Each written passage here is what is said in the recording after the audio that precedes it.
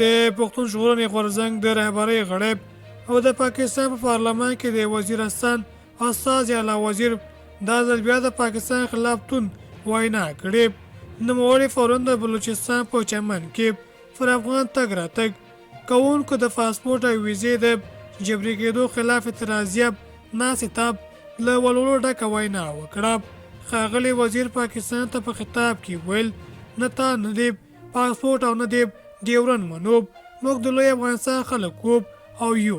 نوموړي څرګندونې په پراخه کچه د پښتنو ملت فعالوب او افغانانو هرکلي سره مخ شوي دي. چمن کې نږدې 25 ورځې کېږي چې زرګونه پښتانه پر سپین بولدک د تګ راتګ لپاره د پاسپورټ او ویزې د جبري کېدو خلاف اعتراض راوتی او پاکستان ته د دې پریکړې د بیرته اخیستو خبرداری ورکړې. ښاغلي وزیر یاد شوی اعتراض ته په داسې مهال لا وینا وکړه چې تر دې مخکې په ځلونو د پاکستان پوځ په اشاره د همداسې انقلابي ویناو له امله بندي شوي وو او بیرته په ډیر جنجال راخوشي شوي.